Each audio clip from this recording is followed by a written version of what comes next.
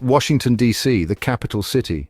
Sounds terribly grand, doesn't it? Full of marble and important decisions, men in dark suits rushing about, briefcases clutched tightly, like they contain the secrets of the universe, or perhaps just a rather good sandwich. You never quite know, but it's not just for them. Oh no, it's for us too. The slightly bewildered tourists, maps held upside down, wondering if that statue is looking at us. It probably is.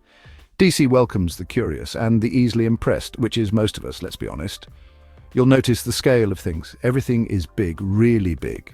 The buildings look like they could host giants, or at least very tall senators. Even the pigeons walk with a certain gravitas, as if they're late for a committee meeting. It's all rather monumental. You feel small in an interesting way. It's a city that expects you to walk a lot. So, prepare your feet. Maybe write them an apology note in advance. There will be crowds, especially near anything famous, which is nearly everything, but there's a buzz, a hum of history, and it's rather infectious.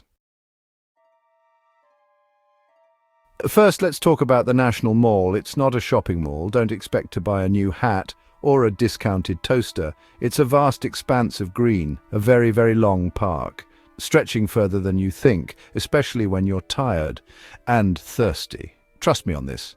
Then there's Lincoln, Big Abe, sitting in his enormous chair.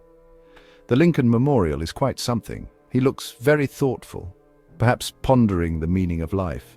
Or maybe he just wants a quiet sit-down, away from all the visitors. He gets a lot of them, day and night. He's very popular, and you can't miss the Washington Monument. It's that tall, pointy thing. An obelisk, if you want to be fancy. You can see it from almost anywhere, like a giant stone finger pointing at the sky, or maybe just saying, "Look at me, I'm tall." It's quite effective. You will look. Wear comfortable shoes. I know I said it before, but it bears repeating. Your feet will thank you, or at least they won't actively plot against you. The distances are deceptive. "Oh, it's just over there," you'll say. An hour later, you're still walking towards over there. It's a DC tradition. The museums here are astounding. The Smithsonian Institution, a collection of wonders. And the best part, many of them are free. Yes, you heard that right. Free entry, like walk right in free. It feels almost suspicious, but it's true, gloriously true. Take the National Air and Space Museum. Rockets and airplanes everywhere. Things that flew, things that went to the moon. Actual spacesuits. You can touch a moon rock. A real one. Kids go bonkers in here. Adults too, if they're honest. It's hard not to be amazed. Or pop into the National Museum of Natural History. Dinosaurs, huge ones, skeletons that tower over you. Makes you glad they're not around anymore, mostly. And there's the Hope Diamond, big, blue, sparkly, apparently cursed. Best not to touch that one, even if you could. You can't see all the museums, not in one trip. Not unless you have superpowers or plan to camp out on the mall. Don't do that, really. Pick a few that tickle your fancy. Go explore, learn something, rest your feet when you can. They'll be staging a protest, a very quiet, achy protest. Section 4, beyond the big names, secret squirrels and tasty morsels. Now for something a bit different, away from the monumental crowds. Seek out the United States National Arboretum. It's a bit of a journey, but worth it.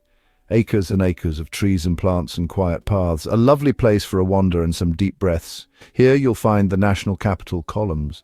Old columns from the Capitol building standing strangely in a field. Looking rather dramatic and a bit lonely. It's very peaceful. You might see a wise old squirrel contemplating the universe or just where he buried his nuts. A true hidden gem. Let's talk food. Important stuff. You must try a half-smoke. What's a half-smoke, you ask? It's a sausage, but a special DC sausage. Spicy, smoky, delicious. Go to Ben's Chili Bowl on U Street. It's an institution, famous for a very good reason. Get it all the way with chili. And for something else wonderful. Ethiopian food. DC has a fantastic Ethiopian community. Head to the Adams Morgan neighborhood. Lots of great restaurants there. You eat with your hands, using injera, a spongy flatbread, to scoop up tasty stews. It's a bit messy, but utterly delightful and social. Section 5. So, are you coming or what? A final, slightly confused endorsement. So, Washington, D.C., it's quite a place, isn't it? Packed with history and very important buildings and people rushing about looking significant. Plus us, the tourists, trying to find a decent coffee and the nearest restroom. It's all part of the grand experience, a uniquely American pilgrimage. You'll definitely learn things. You'll see things that make you go ooh and ah. You'll probably get a bit lost even with a map or three maps. Just embrace the mild confusion. It leads to unexpected discoveries sometimes, other times just more walking.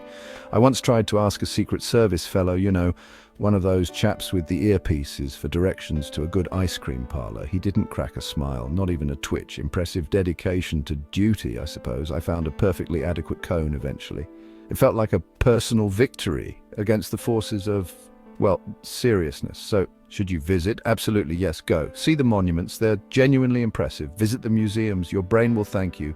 Eat the half-smokes, your stomach will thank you. Wave at the important buildings. Maybe try not to annoy the squirrels, they look like they mean business. You'll come back with stories and probably very tired feet, but happy.